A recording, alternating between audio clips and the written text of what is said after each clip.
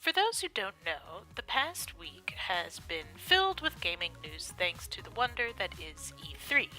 But I noticed something a bit odd this year. After a shift towards having more women in gaming, showcased in various titles, we actually were met with fewer women in the titles showcased at this year's E3. Including Forza Horizon here, just to try and give Microsoft some credit for what they did. But let's be fair, that was just a hot woman in a catsuit walking to a car. Anthem, the new game from BioWare, allows players to choose their gender. So, I appreciate they're using a woman to voice the player in the gameplay reveal shown at the Xbox press conference. Still, would have been nice to see her face. Skull and Bones is Ubisoft's answer to players clamoring for a standalone sailing game.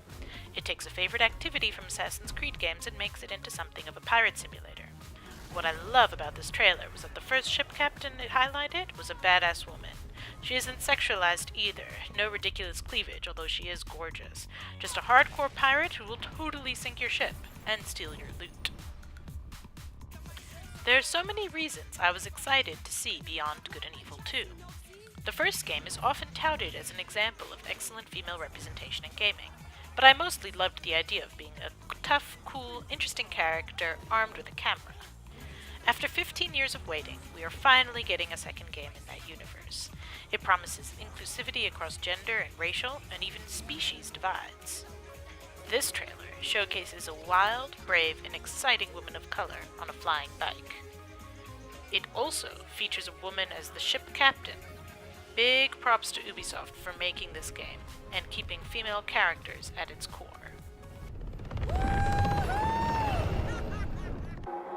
Life is Strange is about a photography student who discovers she can rewind time, leading her every choice to enact the butterfly effect. It's also in my pile of shame. I simply haven't had a chance to play it yet. All the more shameful as it has won a BAFTA award for Best Story, and now a prequel has been announced. What I adore about this trailer is the way it normalizes what women can do. Women can also be skaters, smokers, and the center of an exhilarating story. Don't Nod, the developers, have a history of using female protagonists. Well done to them for continuing to do so. Uncharted is a popular PlayStation exclusive franchise. Despite including some cool female characters, the lead, Nathan Drake, is often described as a male Lara Croft. That's why I was so excited to see that The Lost Legacy, a standalone adventure in the Uncharted franchise, stars two of the female characters, Chloe Frazer and Nadine Ross. Nadine is even South African. These two women are smart and incredibly sarcastic, plus they get into a ton of trouble together, if the trailer is anything to go by. I love that the trailer showcases the smart humor, as well as these ladies' toughness. And don't expect your typical girl fights either. These ladies pack a serious punch. And then there's Aloy from Horizon Zero Dawn. She's currently my favorite character in any game, and I'm just keen to see what happens next in her story. And sadly, that was it at E3, with all those trailers, all those reveals, all those great press conferences, 7 total trailers starring women. And that's including that funny Forza one where she's just in a sexy bodysuit.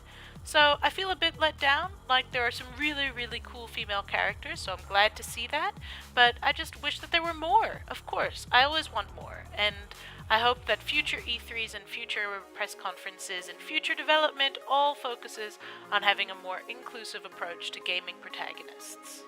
Thanks so much for watching, and please be sure to hit that like and subscribe button.